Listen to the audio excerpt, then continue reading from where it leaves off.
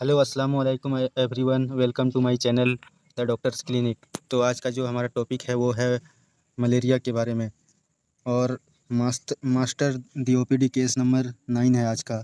तो मलेरिया के बारे में हम लोग आज डिस्कस करेंगे, जो हमारे ओपीडी के अंदर बहुत कॉमन ये केस है। तो इसके बारे में आज हम लोग डिस्कस करेंगे। तो आइए हम लोग वीडियो को स्टार्ट करते हैं। Let's go. Malaria basically 4 type का होता है, जिसमें से एक टाइप जो जो एक टाइप ये भी है, vivax malaria. Vivax is benign and only causes fever with chills. It responds quickly to chloroquine. There is no chloroquine resistance, but it has a hepatic dominant stage which is not affected by chloroquine. So after a few days, it it recurs hence for complete cure tissue. इसकी जो टिनसाइड that is primaquine should be given. तो इसमें कहा गया है कि जो हम लोग ट्रीटमेंट देते हैं वाइवैक्स मलेरिया में क्लोरोक्विन का, तो ये क्या करता है बेसिकली कि ये जो लीवर में जो हमारा मलेरिया का ये पैरासाइट होता है उसको ये मार देता है, लेकिन जो हमारा ब्लड में होता है उसको ये नहीं मार पाता है। इसलिए हमको फिर मलेरिया के ट्रीटमेंट मलेरिया वाइवैक्स का ट्रीटमेंट क्लोरोक्विन से करने के बाद हम लोग स्टार्ट करते हैं प्रीमा क्वीन। इसके बारे में हम लोग आगे बात करेंगे। तो आइए फिर देख लेते हैं इसके और कुछ बातें। प्लाज्मोडियम वाइवैक्स सबसे ज़्यादा मौजूदा प्लाज्मोडियम ओवले सबसे दुर्लभ प्रकार का होता है। प्लाज्मोडियम मलेरिया हर जगह पे नहीं पाया जाता है। प्लाज्मोडियम फैल्सीफेरम सबसे खतरनाक मलेरिया का एक प्रकार है। प्लाज्मोडियम वाइवैक्स यह प्रकार पूरी दुनिया पर फैला हुआ है और इंडिया में भी बहुत प्रचलित है। इंडिया के लगभग 60% मलेरिया केसेस प्लाज्मोडियम वाइवैक्स द्वारा फैलाए गए हैं। भले ही इस मलेरिया के प्रकार की बीमारी काफ़ी गंभीर है, परंतु मृत्यु बहुत ही कम केसेस में होता है। इसके लक्षण है डायरिया, फटीग और फीवर। इसके बाद प्लाज्मोडियम ओवले, ये दूसरा प्रकार है पैरासाइट का, जो कि जिसको बोलते हैं प्लाज्मोडियम ओवले। यह प्रकार मुख्य रूप से ये ट्रॉपिकल वेस्ट अफ्रीका में पाई जाती है। यह सबसे दुर्लभ प्रकार है जो कोई अनुबंध कर सकता है। ये इतनी दुर्लभ इसलिए है कि मच्छर के काटने के बाद पैरासाइट के इंसान के शरीर बरसों तक रहा। प्लाज्मोडियम मलेरिया यह प्रकार अमेरिका, अफ्रीका और साउथ ईस्ट एशिया के ट्रॉपिकल जगहों पे पाई जाती है। ये प्लाज्मोडियम जो ओवले होता है वो हर जगह नहीं पाया जाता। ये सिर्फ अफ्रीका, अमेरिका और साउथ ईस्ट एशिया के जगहों में पाई जाती है। यह बाकी प्रकार जैसा जानलेवा नहीं माना जाता है। इस मलेरिया के लक्षण चिल्स विथ हाई फीवर होता है। उसके बाद फिर हम लोग आगे देख लेते हैं।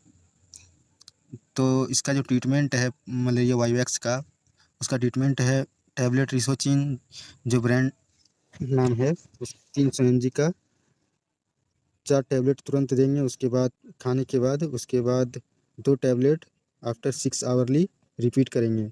उसके बाद 2 टैबलेट डेली देंगे 2 दिन के लिए, to be given with antacids. और इसको साथ में देंगे एंटासिड्स का मेडिसिन, क्योंकि ये मेडिसिन जो मलेरिया का जो मेडिसिन होता है इससे गैस होता है, इसलिए इसके साथ में इसको एंटासिड के साथ देंगे। इसके बाद एंटी एमेटिक्स देंगे, एमिसेट या तो फिर पेरिनोम भी दे सकते हैं, क्योंकि इस दवाई को लेने के बाद उल्टी भी आ सकती है।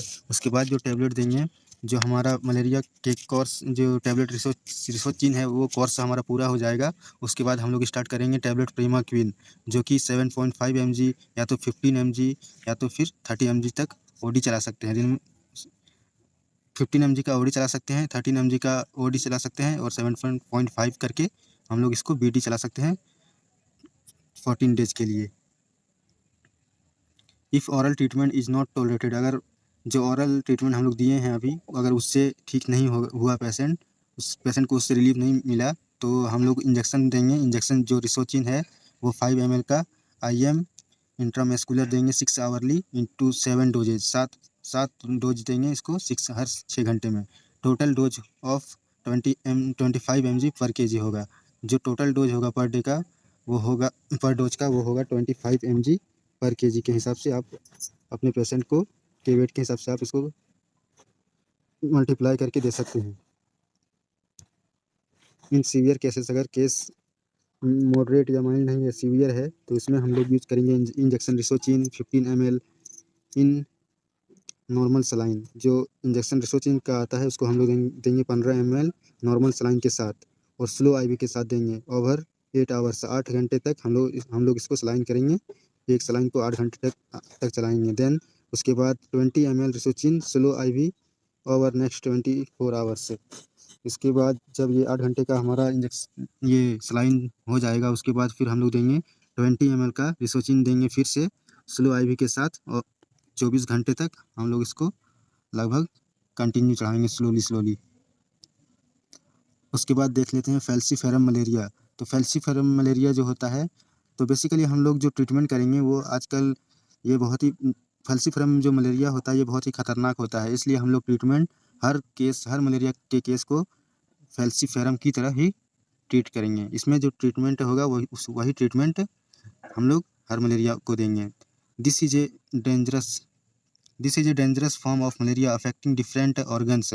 ये बहुत ही खतरनाक होता है, ये बहुत सारे ऑर्गन्स को किल कर सकता है, मेनली द ब्रेन। और इसमें जो कॉमन होता है वो ब्रेन को ये खराब कर सकता है, काउजिंग सेरिब्रल मलेरिया। और उसको खराब करके ये उसमें सेरिब्रल मलेरिया करवा सकता है, which can be fatal. The second problem which is not recent origin if is of chloroquine resistant necessitating the usage of other drugs। Plasmodium falciparum सबसे अधिक मलेरिया के कारण मृत्यु इसी प्रकार की वजह से होती है।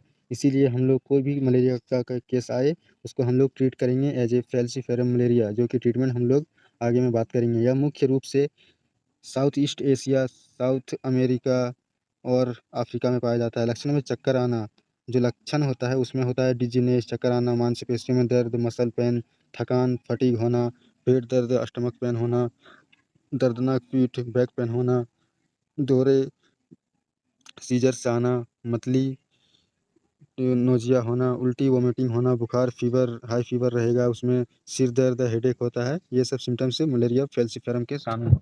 क्योंकि ये फैल्सीफेरम मलेरिया बहुत ज़्यादा खतरनाक होता है, इसलिए इसमें सीजर्स भी आ सकता है। और अगर सीजर्स किसी को आए तो अगर आप उसका इलाज ना कर सकते हैं तो तुरंत उसको रेफ़र करना चाहिए, ताकि उसको जल्दी से जल्दी बचाया जा सके। क्योंकि अगर फैल्सीफेरम मलेरिया हो गया तो पेशेंट का बचना बहुत ही कम चांस होता है। हद से हद उसके पास टाइम होता है 36 घंटे का। तो इसमें अगर आपको समझ में ना आए तो उसको तुरंत हायर सेंटर पर रेफ़र करना चाहिए। उसके बाद पैरालिसिस भी हो सकता है, कन्वल्सन हो सकता है इत्यादि जैसे गंभीर लक्षण हो सकते हैं। अगर ये सब लक्षण अगर नज़र आए तो इसको रेफ़र कर दें किसी हॉस्पिटल में। उसके बाद देख लेते हैं हम लोग स्टैंडर्ड ट्रीटमेंट को के बारे में बात कर लेते हैं अभी। तो हम लोग इसमें देंगे टैबलेट रिसोचिन जो कि 300 mg का देंगे, वो 4 टैबलेट एक साथ देंगे खाने के बाद, और उसके साथ में देंगे एंटासिड की एक गोली। उसके बाद देंगे हम लोग 2 टैबलेट आफ्टर 6 आवर, 2 टैबलेट फिर देंगे। उसके 6 जो फर्स्ट डोज हमारा होगा 4 टैबलेट वाला, उसके 6 घंटे के बाद हम लोग दो टैबलेट देंगे। तो इस मलेरिया में जो मैंने बताया कि जो फर्स्ट में पहले नंबर पर बताया उसी तरह का सेम ट्रीटमेंट इसमें भी दिया जाएगा। तो मैंने पहले ही बोला कि हर मलेरिया को as a falciparum malaria treat करेंगे। तो यहाँ भी जो ट्रीटमेंट हमने बताया था तो उसमें भी फैल्सीफेरम के बारे में बताया था, और ये इसमें भी मलेरिया फैल्सीफेरम के ट्रीटमेंट के बारे में बताया मैंने। उसके बाद आगे देख लेते हैं सेरिब्लर बरल मलेरिया के बारे में आगे हम लोग बात करेंगे। तो आइए देखते हैं।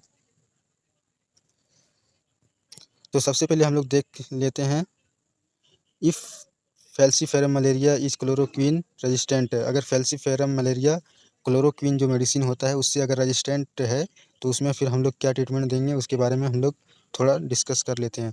That is fever does not reduce with in 2-3 days of above treatment. जो हमने ट्रीटमेंट दिया था उससे अगर फीवर ख़त्म नहीं हुआ, और if the area is endemic for chloroquine resistant malaria, और अगर आप उस इलाके में रहते हैं जहाँ पर क्लोरोक्वीन मलेरिया क्लोरोक्वीन से रेजिस्टेंट हो चुका है और आपको पता है, तो आप उस जगह पर पहले ही क्लोरोक्वीन को ना दें, उसकी जगह पर आप दूसरा ट्रीटमेंट देंगे जो अब मैं आपको बताऊंगा अभी थोड़ी देर में। तो chloroquine resistant malaria then add 2 of the following drugs टेफेल्सिगो 50 mg एंड। तो हम लोग अगर जिसमें क्लोरोक्वीन रेजिस्टेंट हो गया है तो उसमें हम लोग फिर देंगे दूसरा जो ट्रीटमेंट होगा वो हमारा ये होगा, टैबलेट फैल्सीगो 50 mg देंगे BD ट्वाइस अ डे, दिन में 2 बार देंगे। उसके बाद हम लोग देंगे OD करके, दिन में 1 बार करके 4 दिन तक। उसके बाद हम लोग देंगे आर्टिसुनेट। तो अगर आप इसको अलग अलग ना देना चाहते हैं तो टैबलेट आता है, टैबलेट लेरिया गो DS, तो उसमें आर्टिसुनेट मिक्स रहता है। तो उसमें आप डोज को, अगर मलेरिया का जो ट्रीटमेंट होता है वो 3 दिन का ही होता है, तो आप उसमें दवाई में आप जो लेरिया गो DS आप लेंगे तो उसमें आपको फर्स्ट दे देना है 500 mg करके BD। उसके बाद सेकेंड दिन से चलेगा OD, 3 दिन तक चलेगा, टोटल 4 दिन हो गया। उसके बाद प्रीमाक्विन स्टार्ट होगा।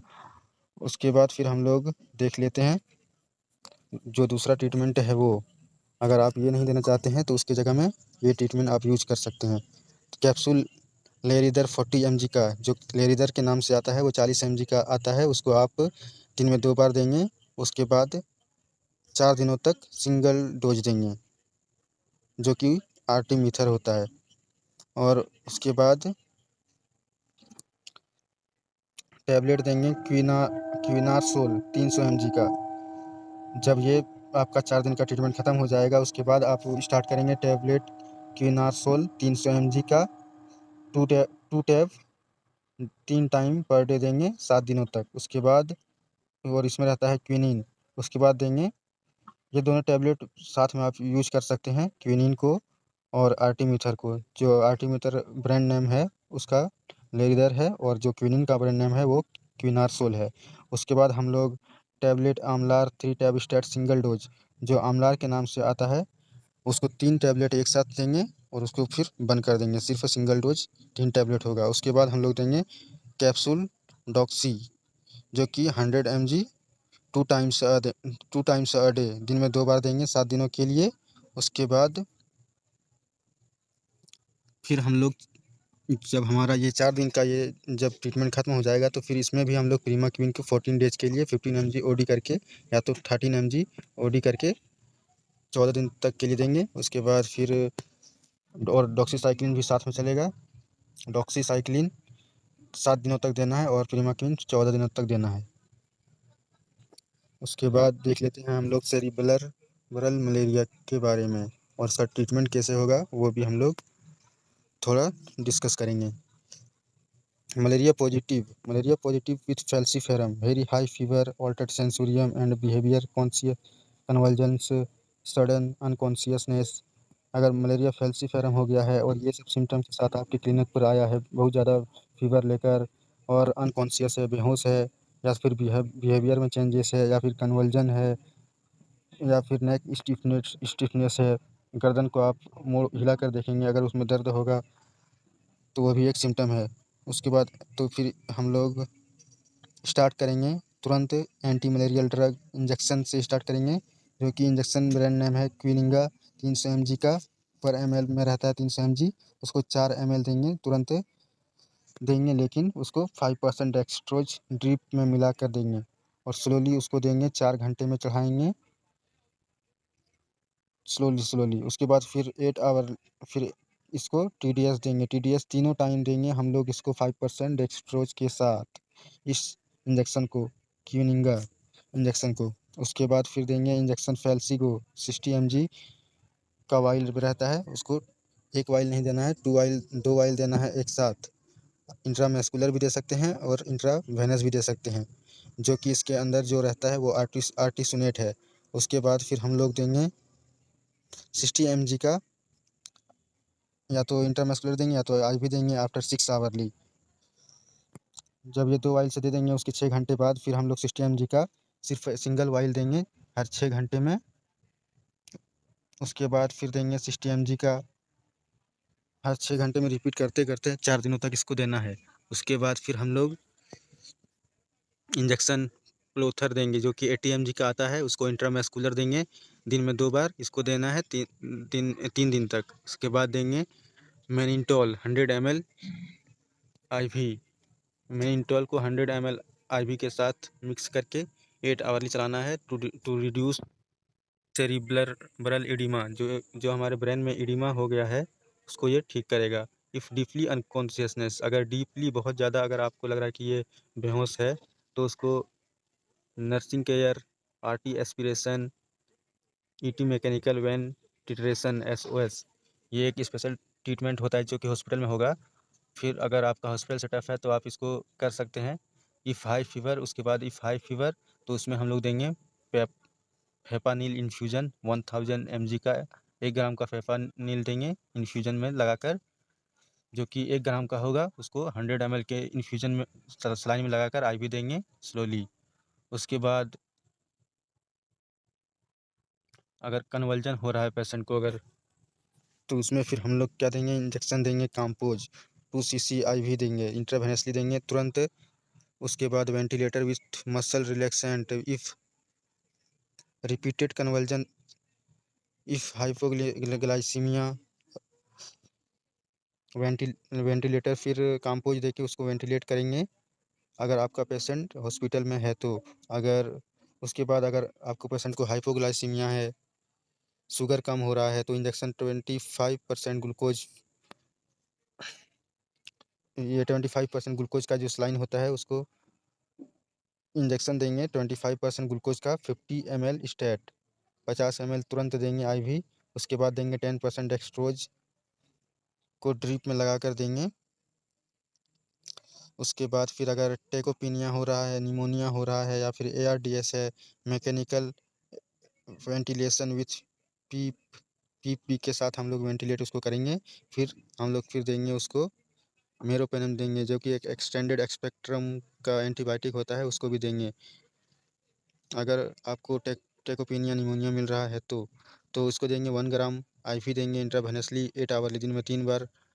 इसके बाद देंगे एफकोरलिन, लेसिक्स या डेरिफाइलिन, तीनों में से आप किसी एक को दे सकते हैं। ये बेसिकली क्या करेगा, ये रिएक्शन नहीं होने देगा। उसके बाद हम अगर पेशेंट एसिडोसिस में है, मेटाबॉलिक ये सॉरी अगर एसिडोसिस में है पेशेंट, तो हम लोग उसको देंगे injection soda bicarb up to 15 ml IV intravenous देंगे।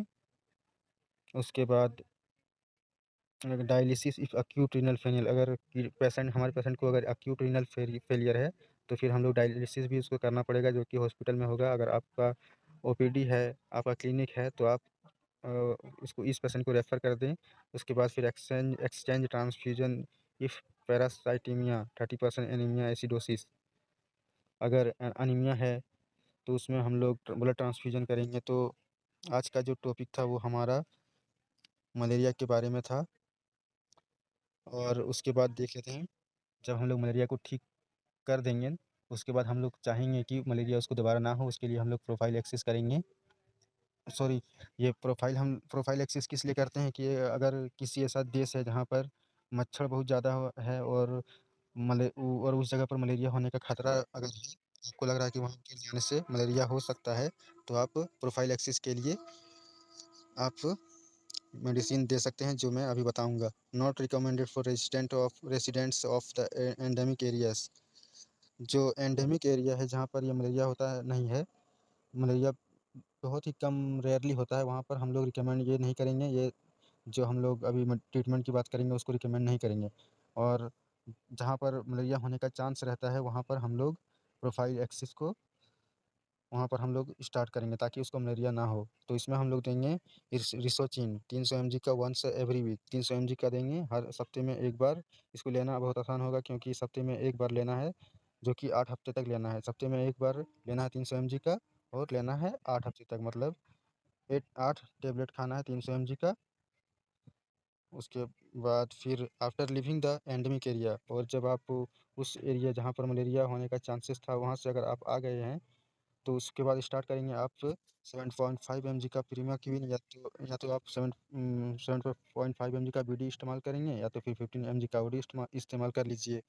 दोनों बात एक ही होगा, जो कि हम लोग 14 दिन के लिए इसको देंगे in last 2 weeks of chloroquine profile axis. जब ये हो जाएगा हमारा कंप्लीट हो जाएगा क्लोरोक्विन रिसोचिन का जो हम लोगों ने 300 mg वाला मेडिसिन के बारे में बात किया, ये जब कंप्लीट हो जाएगा उसके बाद हम लोग स्टार्ट करेंगे प्रीमाक्विन को। हम लोग इसको पहले नहीं देंगे, जब ये 8 हफ्ते ये इसका कंप्लीट हो जाएगा उसके बाद हम लोग प्रीमाक्विन को 14 दिन तक के लिए देंगे। उसके बाद फिर हम लोग फैल्सीफेमलेरिया टैबलेट लिवरान 100 mg, अगर आपको लग रहा है कि उस जगह पर जाने से फैल्सीफेरम मलेरिया हो सकता है तो उस जगह तो उसमें हम लोग टैबलेट लिवरान को दे सकते हैं 100 mg का 1 tab daily daily daily 1 tablet देंगे 1 वीक बिफोर ट्रेवल। ट्रेवल से 1 सप्ताह पहले 7 दिन तक पर डे 1 टैबलेट खिलाएंगे पेशेंट को 2 4 वीक्स, और इसको खिलाना है 1 महीने तक डेली 1 टैबलेट करके। उसके बाद जब वो वापस आ जाएगा उस एरिया से तब हम लोग टैबलेट स्टार्ट करेंगे मेफ्लोक्विन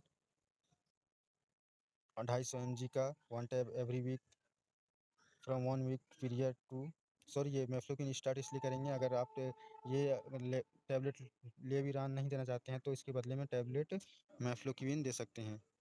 उसके बाद जो कि 250 mg का आता है 1 टैब एवरी एवरी वीक देंगे, हर सप्ताह में 1 टैबलेट देंगे, जो कि हम स्टार्ट करेंगे ट्रीटमेंट वहाँ उस जगह पर जाने से 1 हफ्ते पहले। उसके बाद इसको चलाना है 2 हफ्ते तक, मतलब ये टोटल 3 डोज होगा। इफ़ स्टे इज प्रोलॉन्ग्ड, अगर ये 1 महीने से ज़्यादा अगर रुक रहा है तो हम लोग फिर इसको देंगे आधा टैबलेट एवरी वीक। अगर ये 1 महीने से वहाँ ज़्यादा रुकेगा तो हम लोग देंगे आधा टैबलेट पर वीक देंगे, यानी कि 6 सप्ताह तक आधा टैबलेट करके खिलाएंगे, हर सप्ते में आधा टैबलेट एक बार। इस तरह से 6 सप्ताह तक पेशेंट को ये टैबलेट खिलाना है। तो आज का जो केस था वो हमारा था मलेरिया के बारे में, और मलेरिया के ट्रीटमेंट के बारे में बताया, उसका जो साइड इफ़ेक्ट है उसके बारे में बताया। और एक और मैं बात बता रहा हूँ कि ये जो हमारा प्रीमाक्विन है वो कॉन्ट्रा इंडिकेटेड होता है प्रेगनेंसी में। तो अगर किसी को प्रेगनेंसी में मलेरिया है तो हम लोग इसको अवॉइड करेंगे, और क्लोरोक्विन को चालू रखेंगे क्योंकि ये प्रेगनेंसी में सेफ़ है। तो आज का ट्रीटमेंट अगर आपको अच्छा लगा हो तो चैनल को सब्सक्राइब ज़रूर कीजिएगा, और अगर वीडियो पसंद आया हो तो एक लाइक ज़रूर कीजिएगा। Thank you so much everyone.